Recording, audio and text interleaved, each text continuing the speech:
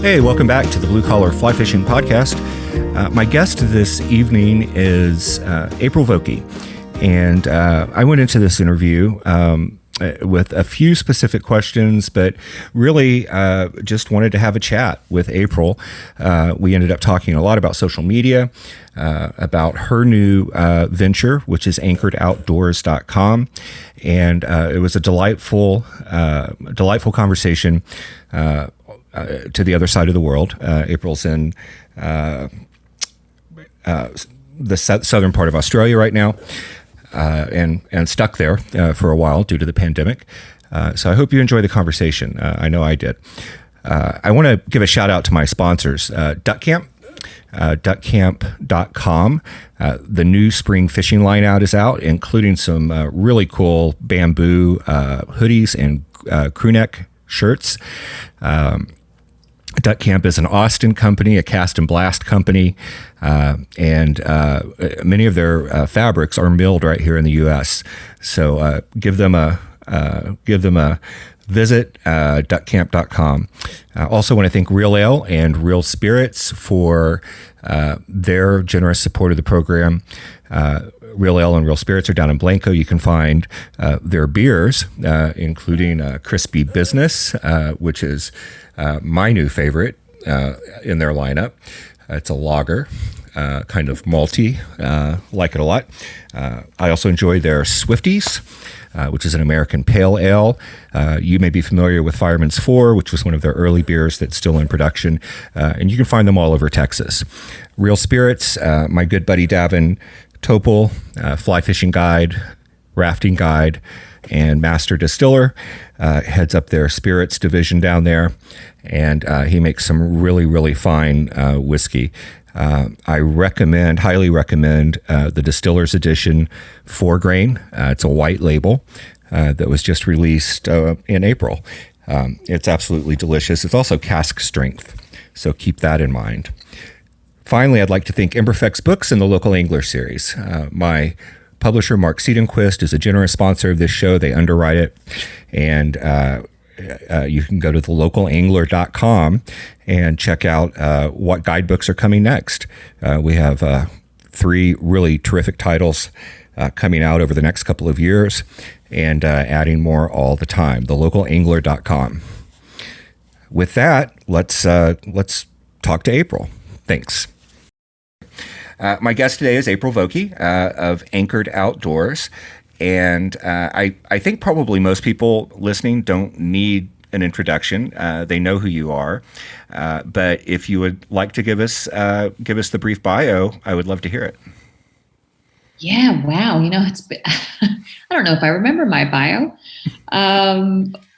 I've generally stopped thinking about that stuff because these days it's all about the membership, right? It's like April Vokey doesn't exist anymore. Between having a toddler and a business, I actually feel like I just don't exist. I am a fly fishing junkie. Started out as a fishing guide. Actually started out in a fly shop and did that to pay my way through all my gear. And started guiding. I did that for 10 years before breaking off and doing some television, like fishing television. And my podcast is a result of the fishing television, and kind of evolved into where I am now, which is absolutely insanely busy with a couple thousand members and anchoredoutdoors.com. And I want to talk about all of that. I think... is flygal still a going business? Do you still have guides in BC? No, I kept it up. I should probably do something with that. I ended up registering a bunch of .orgs. My goal one day when I can breathe and have time to shower is to turn Flygal into a nonprofit for young gals who might need some help with getting outside. Mm-hmm. That's the long-term 10-year goal. So I've left it active and haven't, dissolved it. But no, not really. I do get people who email me and say, I'd like to go on a trip, and I copy them to friends who still guide. Sure. But no, overall, Flygal had a great run, but I've outgrown Flygal. I gotcha. Yeah. So we should mention for our listeners actually that you were actually talking to me from the future, from tomorrow.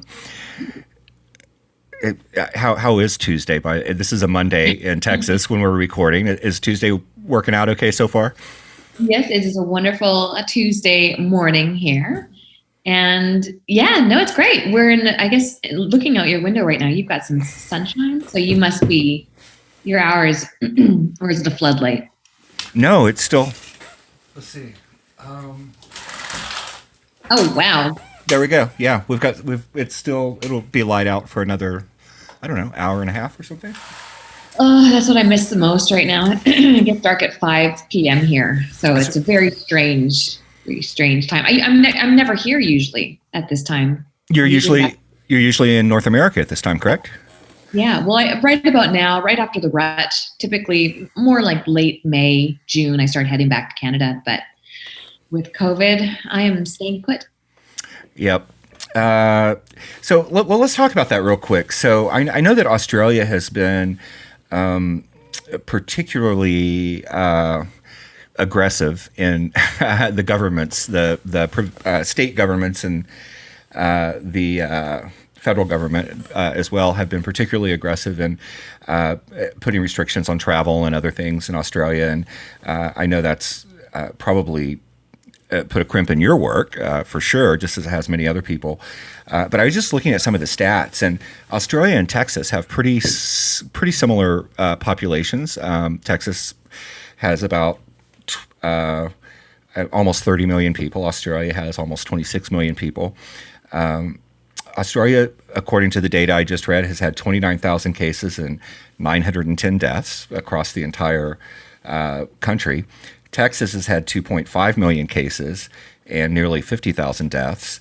The county in which I live, just north of Austin, Texas, in central Texas, has had more cases than the entire country of Australia, 38,000 here and 462 deaths. So for whatever reason, I know it's probably been a huge pain in the ass for everyone in Australia, but you guys are doing a little bit of a better job, I think.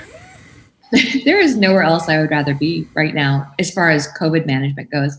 And it's funny because my friends in America are like, how are you managing being under the thumb of government? And it's like, well, great. I'm at a barbecue and I'm having a great time at my daughter's birthday party. How are you managing? But, it's been great here. I can't say enough great things. I know Victoria had some weird stuff go down.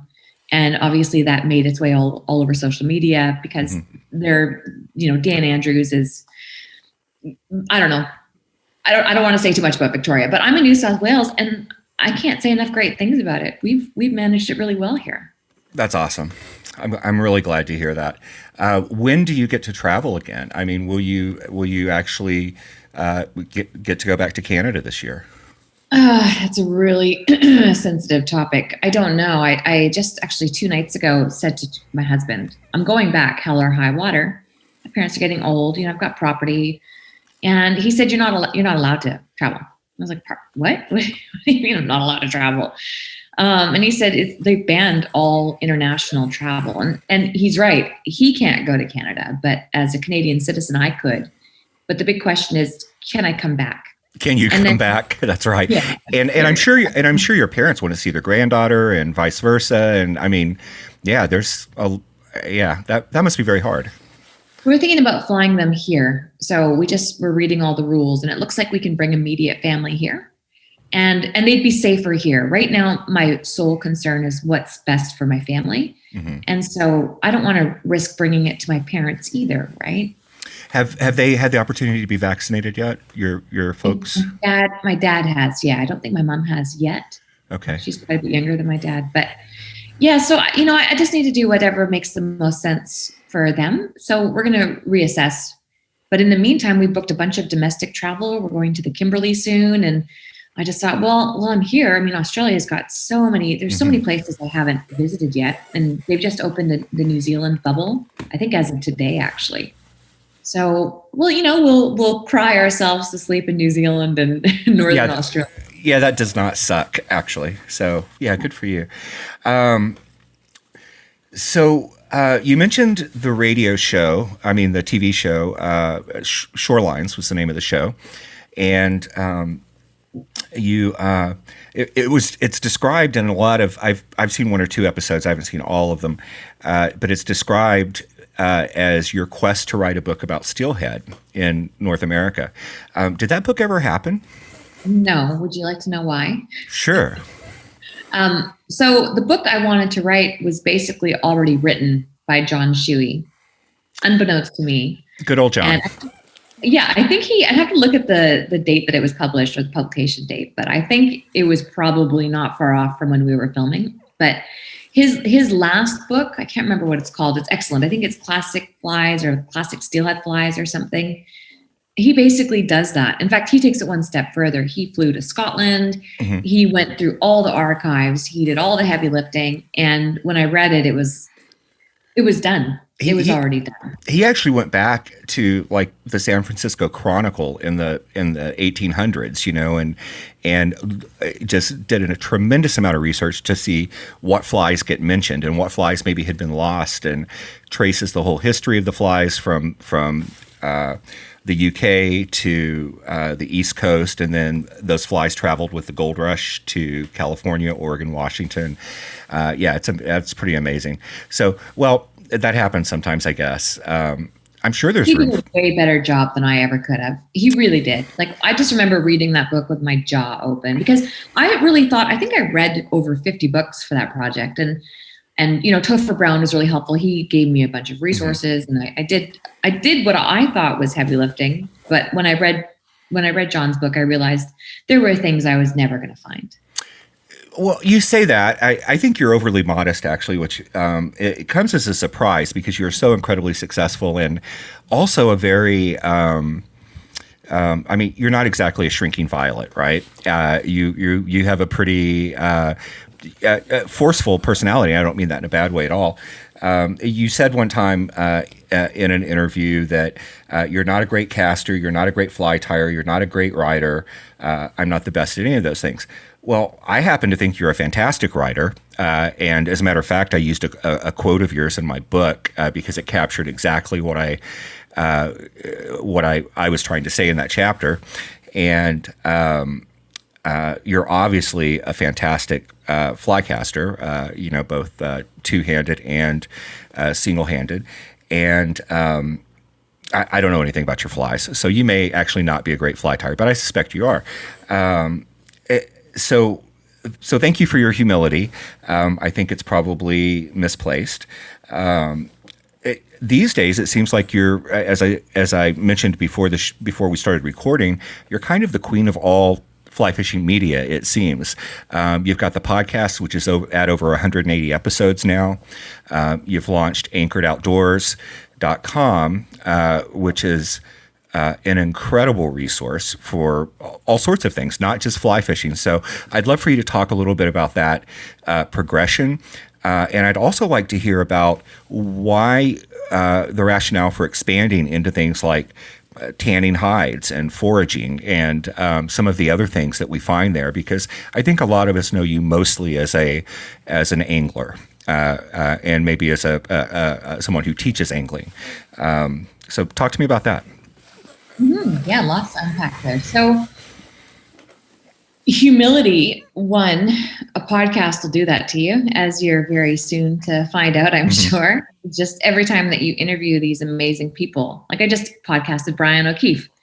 How can you possibly have an ego after speaking to Brian O'Keefe?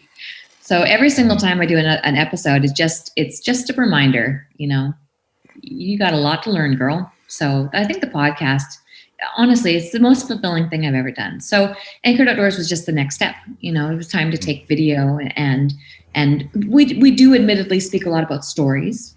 I don't particularly enjoy speaking about technique, but I do like seeing technique. And so I thought, well, with Anchored Outdoors, we're going to focus on the technique. To be completely transparent, Aaron, I just wanted to create a membership that I would want to be part of. And I'm at the point now where, I can't even sit through a fly fishing film event. I just don't want to just talk about fly fishing anymore. To me, that's work.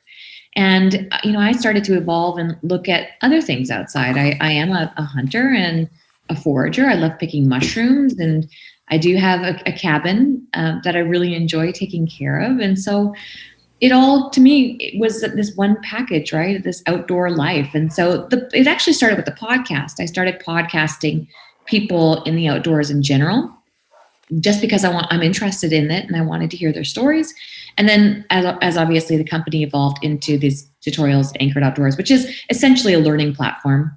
It kind of was part and parcel. So was it a great business move? I haven't decided yet. Everybody knows it's supposed to be a niche thing. The more what they say, niche as niche as you can get. But I would not enjoy going to work every day and just doing fly fishing.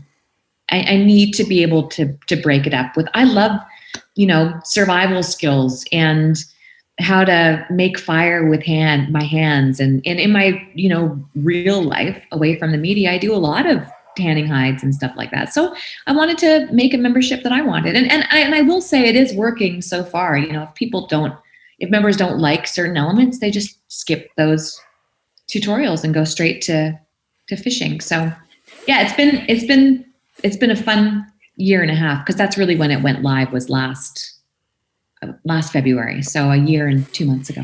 Well, I think it's amazing, and the quality of the tutorials, the people the folks that you have come on to to contribute to the platform, and also the quality of the videos that are up there is pretty phenomenal. And do you do all of that yourself as well? Oh no, I pay a fortune. It is definitely, I went in to this with everything I've got. This is not a part-time job. This is very much a full-time job. Now I've got full-time, Ted's working for me full-time. And yeah, it's crazy. And it's funny because I read this article the other day that was just misquoted. And I don't know, I got my own opinions on this industry article about being an influencer. And I think the writer was trying to paint me as this influencer and was comparing me to other influencers, which is fine. That's another conversation for another day. But I read that article as well. Go on, though. Well, the thing that was missing in all of this, April quit her guiding job to become an influencer, which is actually entirely incorrect. I've never been sponsored by...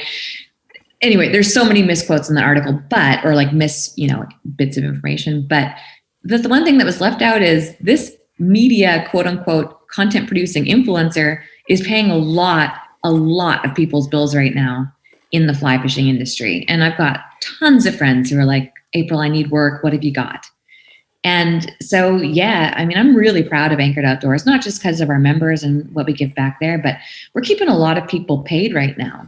So, that's pretty awesome, especially in the pandemic year, when we can't do so many things in person anymore, and for such a long stretch of time, guides, couldn't book trips.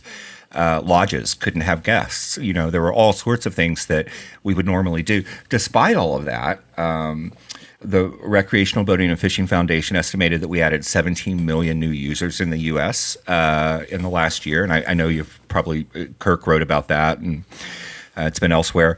About 10 million of those were anglers. And I would wager that probably a good number of those were fly anglers. This is we naturally socially distance ourselves when we fly fish, and the mechanics of a cast require that, and it's one of the reasons that many of us, I think, go to the rivers or go to a stream, is to find solitude and to get away from the madding crowd. And I don't know if that's been your experience in Australia, or if you've been able to get out enough to see an increase of folks. We've certainly seen it in Texas. Our license sales are up 20 or 30% last year. Our fly shops are having trouble getting product. Partly that's because of the demand, and partly it's because of supply chain issues. But it's been a huge year, and many people say it's the biggest year, or even a bigger year, since the movie came out. So I don't know. What are your thoughts about that? Is this good, bad? There's been some talk that some of the folks who were here earlier in the sport are a little upset because they're finding their favorite reaches are getting a little crowded. What have you seen, and how do you feel about this? Well, time will tell. Excuse me. And it's one of the reasons as well why, I opted to branch into other areas of the outdoors. Mm-hmm. There is a reason why people are no longer seeing me with a ton of grip-and-grin photos of steelhead. It's not that I'm not catching steelhead. It's that it was a very deliberate move away from, okay, well, let's talk about the other things that you can catch. You can go ice fishing. You can catch bass. There are all these other fisheries to experience. And why not take it one step further? While you're out there, you don't even need to be fishing the whole time. Why not try to find some mushrooms? Or why not explore the game trails? So I've made a real deliberate effort, not just with my own image, but just the company's brand into trying to push people outdoors in general. I think that we need to be forward thinking as anglers and understand that we can't just keep flooding people to the best fisheries. We need to kind of space ourselves out a little bit. So time will tell. I don't know. A lot of this could be a fad. I mean, maybe things will change when people have to go back to work, but a lot of people will not be going back to work. This has changed how we work, mm-hmm. and we have more time now. I notice a lot of people, thankfully for my time zone anyway, are working at night and going fishing in the day. So I just think we need to be smart and experience, all that the outdoors has to offer, not just the best steelhead fisheries or just the best smallmouth fisheries, if that makes sense. It does make sense. And, for me, it's always been about the total experience, whether if I'm fishing with a group of folks and it's the campfire and the guitars the night before we go out on the river, or the night after. If I'm out with my kids, often we will put the fly rods down and hunt for fossils. That might be a neat class. Fossicking, I think, is an Australian term for fossil hunting. And we have a shed hunting one being filmed I think it's in June. But yes, like trying to do other things like that. Is fossicking, did you just say that? Yeah, fossicking. I think it's an Australian term for fossil hunting. I don't know. Look it up. Yeah, it's kind of cool. But that's what I'm talking about, experiencing the rest of it. And mm-hmm. It's funny, a lot of those days are, you remember those experiences more than the fish that you've caught. So clearly there's something there. I think so. And I'm not surprised that you were the one to do this, actually. I do. You kind of touched on social media and the whole influencer thing. And, I have to talk about this because I think we've talked about it before briefly, but you did an episode. I don't want to name names, but you did an episode with a social media phenom who was almost invariably portrayed in a bikini. All right. Darcy. Yep. So I guess we are going to say her name. I wouldn't call her an influencer. I would call her a content creator. Creator, personality. Personality, yeah. Yep. She focuses a lot on tutorials.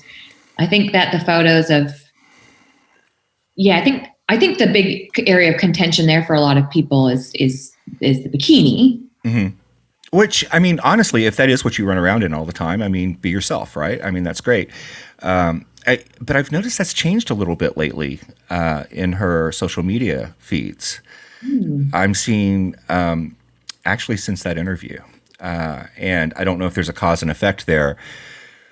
Oh, they're really mad at me. Are they still really mad at you? Oh, yeah, really mad at me. Because I did another episode with Jen Ripple where I explained that I'd had to be pretty sure-footed with that interview because I felt like the plug was going to get pulled at any time because her boyfriend and I don't want to say manager because I don't know the business relationship, but her partner was on like standing over us speaking to the point where we were like, hey, just sit down if you're going to just stare at us. It was a little creepy actually to listen to. What people don't know is he was standing over us cutting an apple with a knife.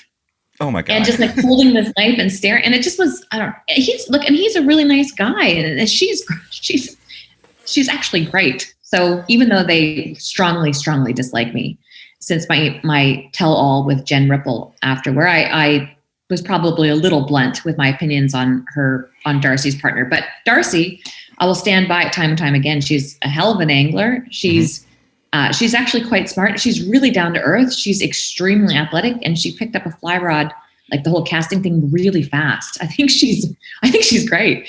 But that was more of like the bikini thing and what are your motives? And it's tough because I've said this to Jen. I feel like Darcy's motives are, she just wants to share a passion for fishing. And I feel like Brian, being more of the business side of things, just has to look at the reality of, if I post a thumbnail of a bum, I get 4 times the views, which makes me more money on YouTube, which means that we can continue to create making content. So it's that vicious cycle that happens of trying to, follow the rules of clickbait. Interesting. So, okay. So that's a really good perspective. And I probably hadn't thought about it that deeply. I did see a video of her filleting a fish the other day, and she knows what she's doing. She was quick. She was sure. She did it right, as far as I can tell.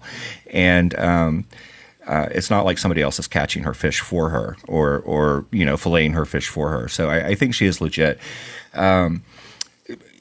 Social media and this was a great year for social media, I think, because so many people couldn't travel.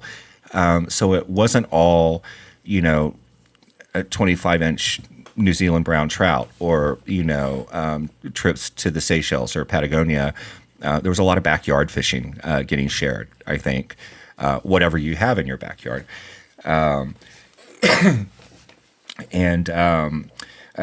You said one time you don't have a single friend who doesn't fly fish that was encouraged to start fly fishing by Instagram or Facebook. And I think that may be true for me as well. But I do have a lot of friends who started fly fishing and wanted to share their excitement there. I wonder, for a long time, my feed was, and this may be my problem, was filled with pictures of folks holding up huge brown trout, the hero shots that you mentioned earlier. And it got to the point where I saw one of those and I clicked unfollow. I was just tired of seeing that stuff. I wanted more context. And I think that's what you're offering with Anchored Outdoors as well. Yeah, trying. It's funny. It's been a weird year for me with social. I really was thinking about this the other day. I just have no desire at all to participate in it, apart from, the obligatory business posts. But I don't know. I think it's just been so much computer time. Mm-hmm. And I can't tell if that's part of the pandemic or if it's part of having Anchored Outdoors, because I launched it at the exact same time as the pandemic, coincidentally. And so, I don't know. But for me, I've taken a real big step back from social, and I've got to say, I don't miss it. I don't miss it. Yeah, I like laughing. I like scrolling through and laughing at certain things, but I don't know. I can't tell if maybe I'm just getting old and grumpy. I don't know. I'm definitely getting old and grumpy, and you're nowhere near as old as me. So with all of this work you're doing, and I know it's taking up a lot of your time, writing and producing and scheduling these shows and these classes, and the podcast as well. Do you still go fishing on your days off? I mean, is that still fun for you? I go hunting on my days off. Okay. So and that's probably why I've been so quiet on social this last month. I put in more days on the rut this year than I ever have. So this last month, I mean, it's actually a problem. Like last night, I had to take a step back because usually what are we in? April 20th. Usually the rut kicks off March. So I've had almost 2 full months now of being like the worst mom in the whole world. I'm just like getting in to pick up my daughter right as it's dark, right? Like the last minute. But, I'm like hiring people to come in to stay as late as possible, like our babysitter. So I spend every waking moment hunting. Yeah, I will do more fishing when the rut is over, but I go through these phases for sure. I think if I was in Canada, I'd probably fish a little more than the local fishing around here. So what are you hunting? You said rut, so I assume it's deer. But what species do you have there? Because I'm guessing everything's introduced. Yeah, so I have a really, really unhealthy fixation on or with fallow deer. Okay. So they do this crazy croaking. It's like I can't even do it. It's like this roar croak. and you'll just be in the woods. I've got this property I hunt I've got 4,000 acres. Wow. And they come racing in at you. And I mean, I almost get run over by does because they'll be chasing does. And I had a doe like jump and almost hit me within 5 feet the other day. And this enormous chocolate buck was running after her. And just like, you know what it is, Aaron? I have this real thing for like adrenaline rush. Mm-hmm. I love an adrenaline rush. And I think that's what I miss with the fishing around here. So in Canada, I always really enjoyed steelhead fishing, but I enjoyed running into bears and the whitewater rafting and the overnight trips. And so here, I really miss that sort of danger. And that's why we're going to start spending more time in the Kimberley. We're going to go up closer to like by Albany Island, which is by Papua New Guinea.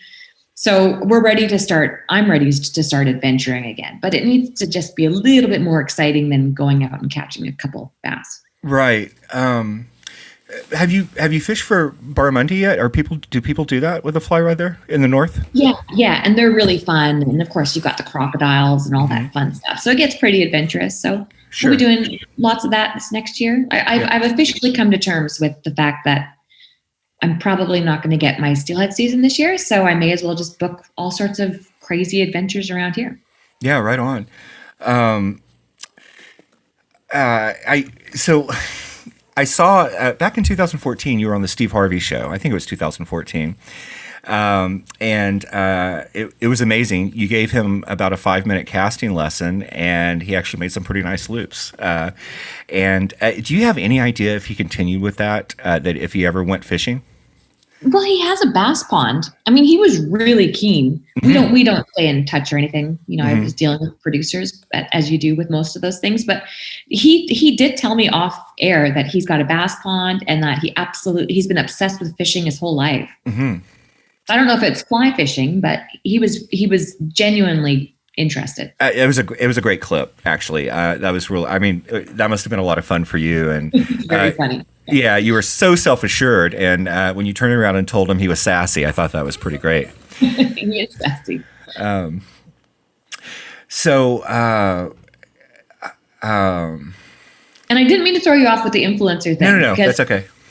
Because we were talking about Darcy, but yeah, I mean, I didn't want to derail you there. If there's anything in particular that you wanted to ask me, but I did feel like that article was a bit of a miss. And I've got to admit, it's been interesting lately. I've been trying to put together, my other podcast is Into the Backing. And that's when we sit down. They're really hard to align, but we sit down as 4 different, panelists, and we find a topic of concern or often something that's controversial, and we pick it apart with various viewpoints. And it's really interesting because together we can hear each other, understand each other, and come up with solutions. And so one of the episodes that's been in the making since last February is an influencer one. So it was supposed to be myself, Dave McCoy, Cheyenne Orvis, and a social media marketer from Seattle. And I bought Cheyenne a flight. Everyone was scheduled. And then COVID hit in Seattle. I think it was March or April or something. And unfortunately, we had to abandon it because it was right at the peak. And so I've been working really hard trying to get this episode aligned again. Cheyenne doesn't want to go on record, which is totally fine. But I've been speaking with Kirk trying to find another influencer, and we can't seem to come up with anybody. So it's like, well, hang on. So what? There's like 3 fly fishing influencers? This can't be right. So there's a lot to be discussed there. I think there's a lot on both sides of the quote unquote argument to be discussed, but I still haven't found the right people to really sit down to pick it apart, because the more I look at it, the more I don't understand what the problem is. Like I know I'm missing something, but it's like, well, so what's I mentioned this in the article. What's the difference between a fly fishing influencer and an ambassador? And I tend to feel that an ambassador focuses more on fishing gear and fishing discounts and industry stuff. And the influencers tend to focus on other things, whether it's Lululemon or CBD or brewery. And to me, that seems better for everybody, that they're not focusing on abusing fish or focusing on cheapening the industry. They're focusing on other brands. It's really not hurting anybody. So I've got this very strange, I'm in this weird limbo right now where I don't understand what the problem is. And we've spoke about it ad nauseum on the show because everybody wants to talk about social media, but I must be missing something here because I just don't see the problem. You've seemed kind of ambivalent about the whole thing for a long time. I've heard you argue both sides, actually. And at one point, I think you were called a cupcake in waiters, right? And thanks, guys. Yeah, right. And at the same time, you've got 125,000 Instagram followers, right? So that's not small potatoes in the world of social media. I don't know. I mean, all this stuff is so new, April. I mean, none of this stuff existed when you started your career. Certainly didn't exist when I started my career.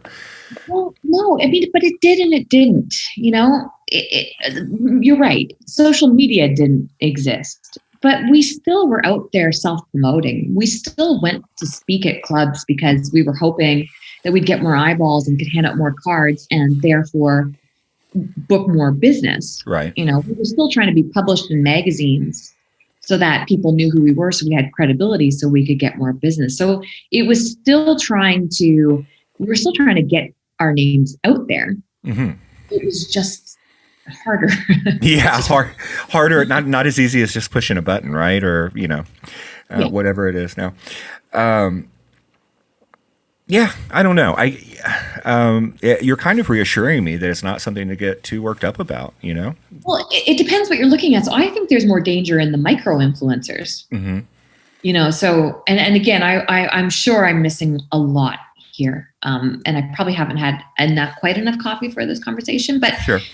I think it's more dangerous with the guides, right? Like I think it's more dangerous when you have a young hotshot guide who, let's assume they're in their 20s. And let's get real. None of us know what we're doing in our 20s. I was in the public eye in my 20s. I wish I wasn't. I wish I hadn't put myself in that situation because I did some stupid things. So you really do think you are that great. And unfortunately, because you know how to take a photo and you do know how to press the buttons and you have the fire and the hunger to press the buttons, you can end up taking business away from somebody who's older than you, who's maybe even helps you get to where you are. And the client pool is small. So if a guide, a 50-year-old, 60-year-old even guide, is losing his or her business because of a young hotshot guide, it's just an unfortunate situation because I don't think anyone's trying to hurt anyone, but it does happen. So I think I can understand the contention there.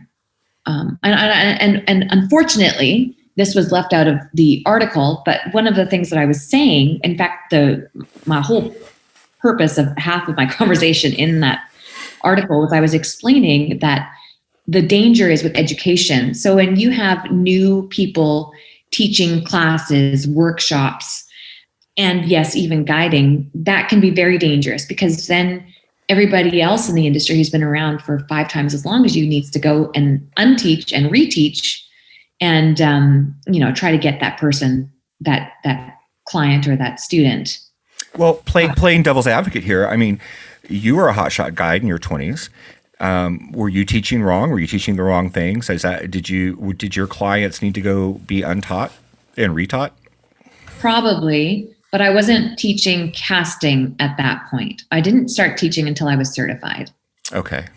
And I didn't start teaching the spay until I'd been doing it for 10 years. Wow. Okay. And that's largely in part because the industry kept me in check. I mean, there is an old video that was released of me. To be fair to myself, these guys had come in and said, show us how to do a cast. And I was very new to spay casting. It had only been like a few years. And they videoed it and they branded it. They put like logos up and called it April Vokey's spay casting tutorial, which they shouldn't have done.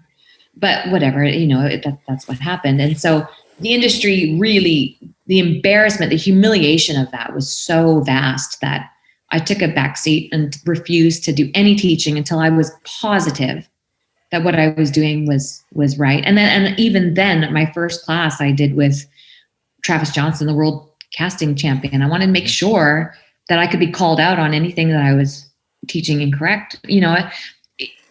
It was, yeah, no, I didn't teach casting. Okay. But with guiding, yes, I'm sure I taught some stuff that was wrong. But again, I was still relying on word of mouth and magazines. I don't know if that makes it any better or worse, but. So is this about the newcomers in the industry, the up and coming folks? Is this about them earning their stripes? Is it about, I mean, do they have to pay in a little bit? I mean, because there seems to be an undercurrent of that. Not saying you necessarily, but there does seem to be an undercurrent of that in this conversation. What do you think? Mm-hmm. So I think so. I think that's what it's coming down to. And I have battled with myself over the last few years, not only with my own role as a quote unquote influencer, but also how I feel about the industry and fly fishing and social media. So what I'm going to say today might be different than what I said 2 years ago, and it might be different than, what I say in 2 years from now. But I think from what I'm seeing, it's a lot of paying our dues. I know that for me, when I did the television series, and then of course the podcast, that had a lot to do with trying to give people a platform who didn't have a platform. It was really frustrating for me to see. I mean, myself, the only person I'm going to throw shade at is myself. I was seeing myself get all these accolades, and I'm going, I am nobody. Hello, have you heard of Joan Wolf? Of course, Joan's not on social. And right. Have you heard of half these people who don't even know what the internet is? And so, I think that we are missing an element of people paying their dues. But I also don't think that the criticism should be so severe that people are being bullied online, right? I think that yes, I can understand that it can be annoying if somebody appears to have not paid their dues, but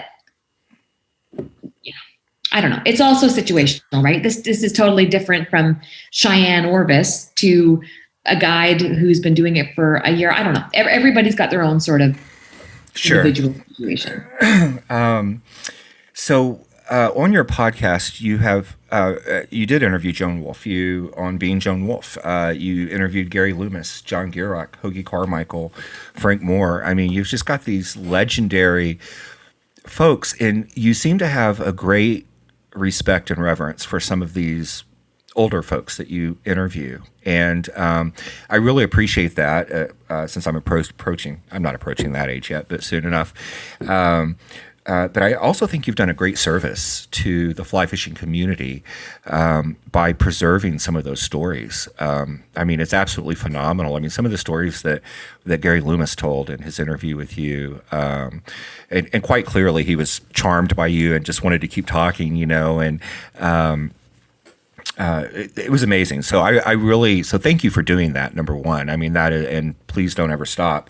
And not that you just interview old folks, you interview all sorts of folks, and some of them aren't even primarily known for fly fishing. I mean, it's an amazing podcast series.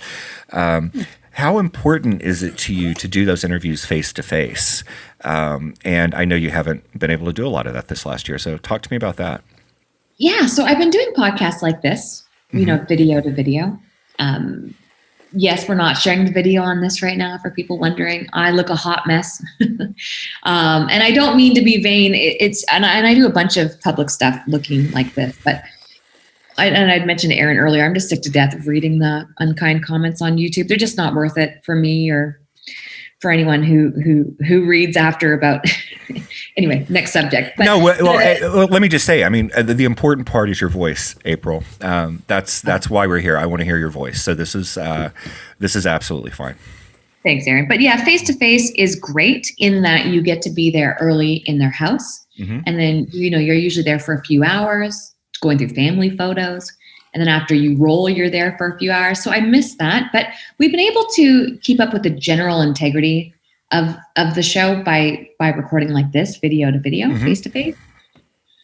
But yeah, I haven't actually sat down to interview an older person whom I haven't met before yet like this. Okay. Because I don't see how we could keep that comfort. So I admittedly, the people I have podcasted since the pandemic, I mostly know, so that we already have that sort of chemistry. Is there anything else you wanted to say about social media? I think actually you've you provided me some food for thought, and I don't care as much about the topic as I did when I started this interview. So, not because I think I've cared too much about it, so I will stop caring that much. I just think that there's more to be discussed. I've just had so many conversations about this with, popular influencers and industry friends and, quote unquote troll accounts, all of these different people. And I just keep feeling like every situation is different and that there's something I'm missing. I know I'm missing something, but I don't know what. So that's why I'm trying to organize this into the backing episode. But the truth is I can't find an influencer to sit down. Oh my gosh. Maddie doesn't want to talk about it. Cheyenne doesn't want to talk about it. So I was like, well, who else is there? So I started emailing all my industry friends, including copper-plated sixes. And I was like, well, who are you trolling? Who are you trolling this year? Who are these influencers? All you've got are me, Maddie, and Cheyenne. If that's the case, what 3 women are ruining the world?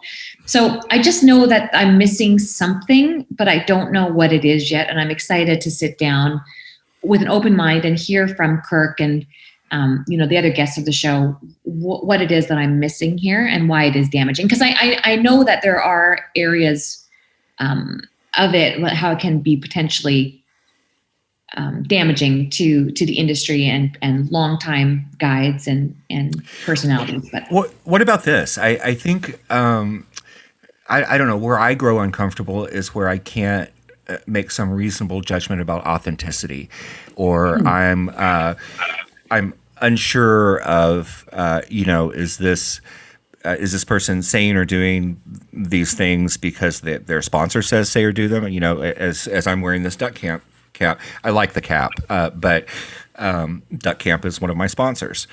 They're one of my sponsors because I already wore their clothes, and I love them. And I said, hey, would you guys like to do this?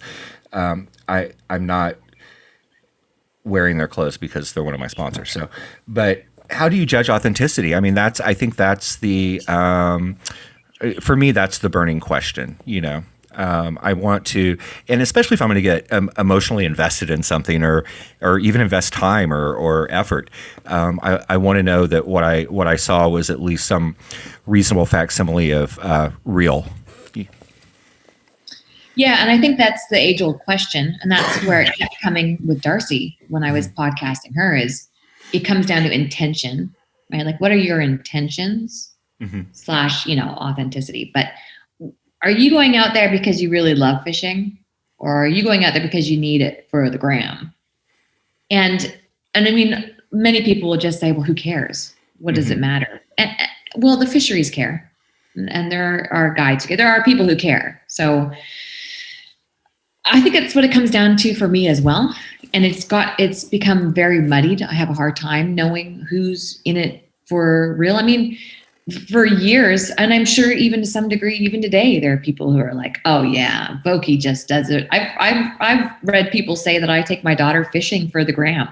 Like, oh my God, you take your daughter fishing because you don't have a babysitter and Charles is working. I'm sure. Well, because I want her to experience it. But if that's your perception, then that's your perception. So I often, when I look at somebody else and what are their intentions, I have to remember how I feel when people do that to me. So I think that what I will say on this, and again, that's a whole different can of worms, that conversation, which I'm happy to dive into if you'd like, but I'll have to sharpen up my brain a bit here. But I think one of the great things that's happened with the internet these days and with YouTube and social media to some degree is we've smartened up a little bit. We can see through it.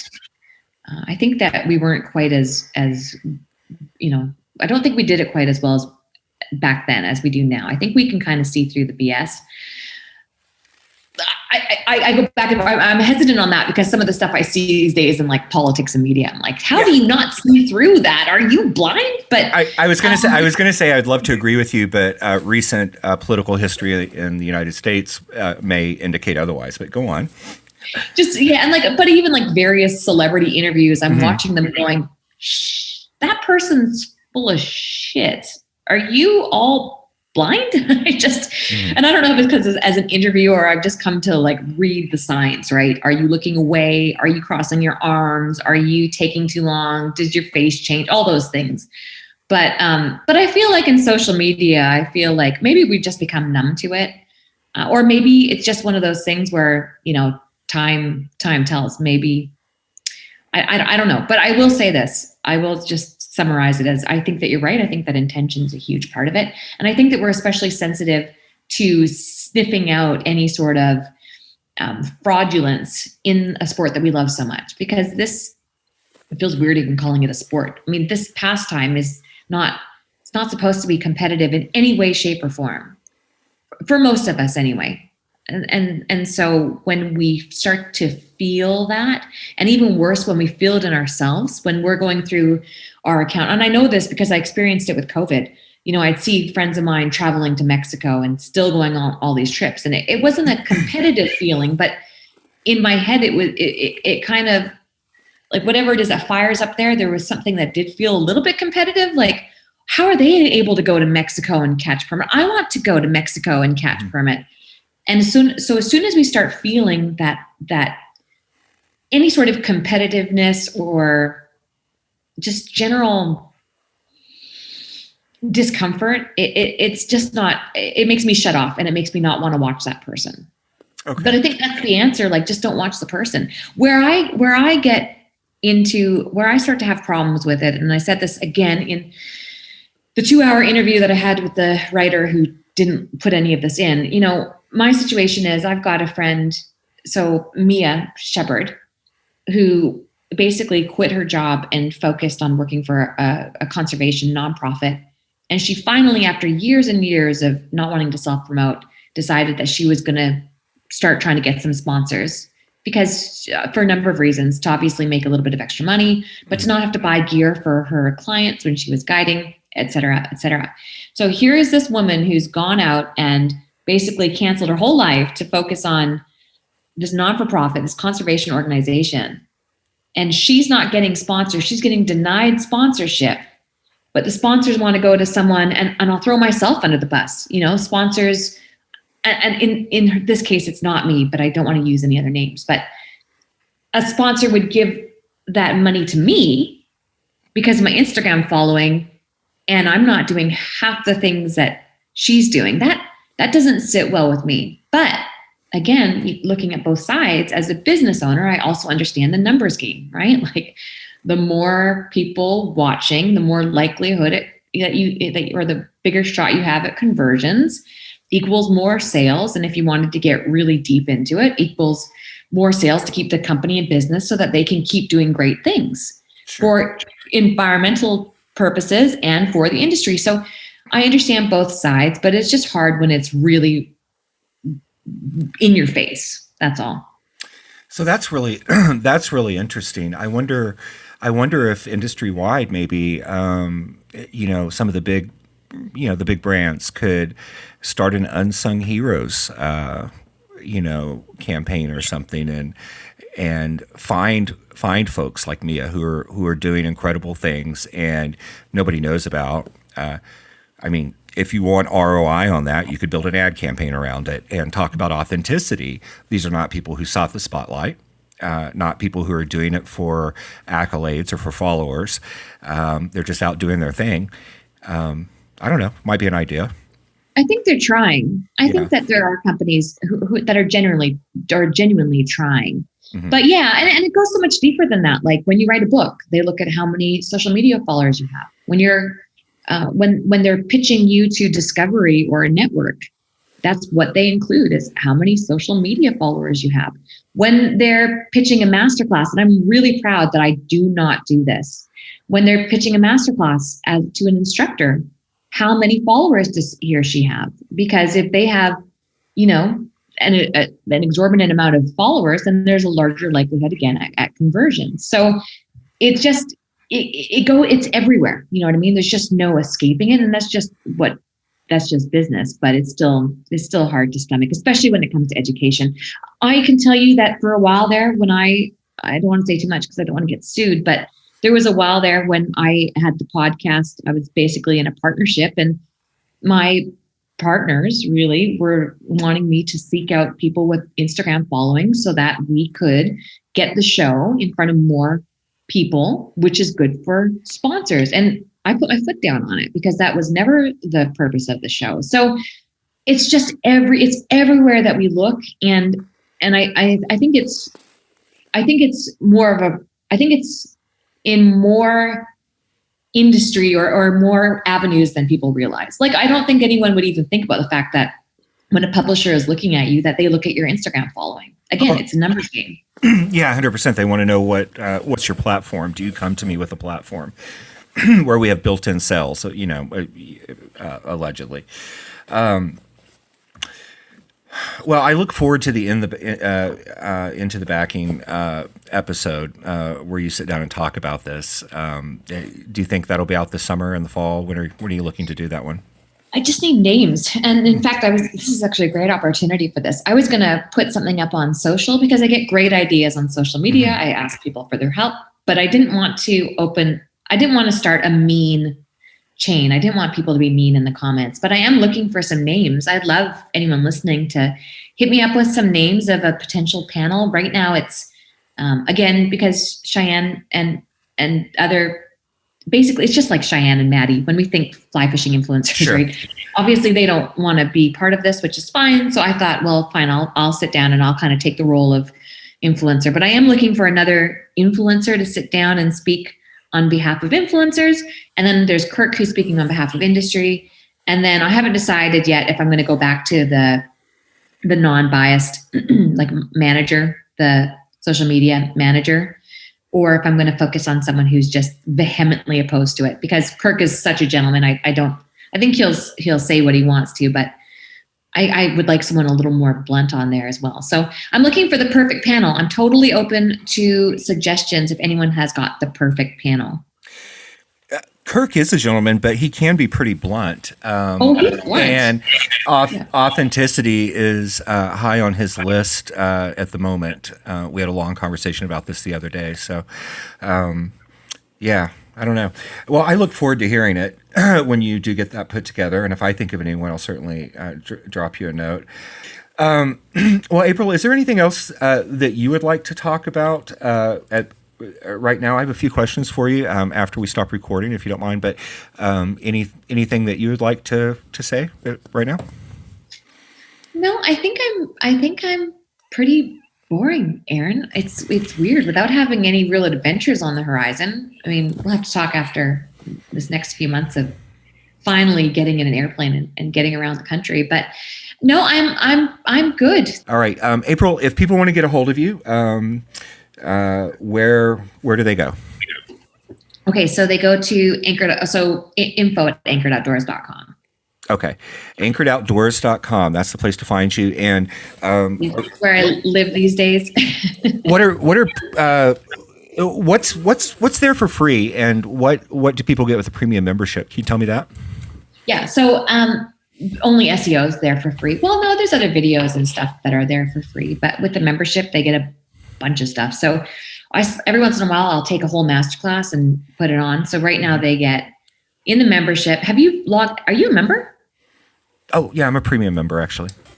Oh. I got in right when you launched, I think, and so you're on that awesome rate. So you have everything. So premium now is they get all the stuff in the premium. So there's a bunch of different. Yep. Yeah, and then they get my spay class is on there. Justin Duggan's class is on there. Josh Nyland's class is on there. There's some foraging classes on there. But it's in beta right now, and that's actually what my next meeting is about. Yeah, cool. So when you go ahead to premium. Oops, sorry. That's right. It opens in another page. So if you go there and go to premium, there we go. Yeah, cool. So scroll down and I'll show you something. Okay. Keep scrolling. That's as far as I can go. What? Yeah. Can you scroll within? Here, let me try over here. There we go. Okay. Scared me. So if you click on, like the fly tying stuff, we got all that weekly with Will. It's so good. His flies they're not professionally produced just because I can't get a cameraman to where he's at. but like scroll. So we do all the interactive nights. We've got tons of interactive events with like industry game changers, like playing chocolate. Scroll down. Which people are really excited about, by the way. I mean, I see more. Yeah. I see more in the Facebook group about the fly tying than anything, I think.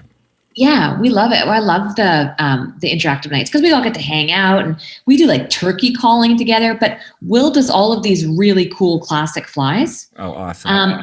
And then go back if you don't mind. Just just press the back button and go to phase 1. Is that down? You'll see it. Just keep scrolling. There you go. New to fly fishing. So this is what my meeting is about right now. So what we're putting in right now is scroll down. Keep scrolling. So you'll see the first playlist. It's like fundamentals or something. Getting started.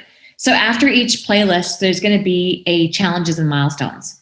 So what members are going to be able to do is we've got all these assignments. We've got like quizzes, and then they can submit assignments. So we can be like, film your fly box or film tying this knot or film your cast. And then we're coaching them. And we have the program so that we can submit an assignment back. So like a coaching video being like, hey, Aaron, thanks so much for submitting your assignment. At 0.32 seconds in your video, you're dropping your rod tip. You're going to want to blah, blah, blah, blah to fix your cast. And so what the whole system does is it lets us, it's called gamification. So they'll be able to take these assignments, and then every time they complete it, they get points, and the points have a dollar amount on them. And then you can use those points or that dollar amount in the shop to buy stuff, or you can use it to gift membership. So it's like the only membership that you can make money off of. No kidding. Yeah. And I noticed in the image for aquatic insects, I see a cuff by my friend Edgar Diaz here in Austin. That's kind of cool. Yeah. So this is what we're focusing on now. So we've got, I think, 10 master classes in editing right now. And then focusing on building up this premium membership. And then prices go up in November because we're just in beta right now. So yeah, it's been hectic because the master classes take most of our time and money. They're huge. So what kind of price are people looking at between now and November for the premium membership? Yep. So the same, it's like $4.99 a month. So that's it? Yeah, it's crazy. It's ridiculous. So $59.88 for the year or $10 a month. You got on, so you have master classes. They will not have master classes. Okay. Yeah, I think I got on when you launched or something, pretty close to it. Yeah.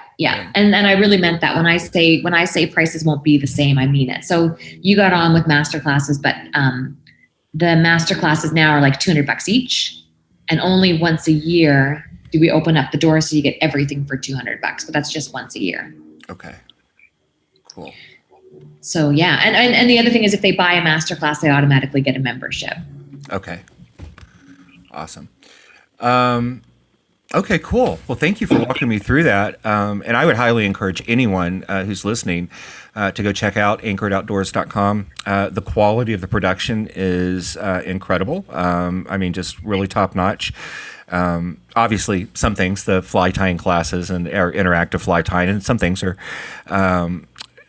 not the same as the master classes and some of the other videos you have on there, but there are articles as well and some cool merch as well. So go check it out.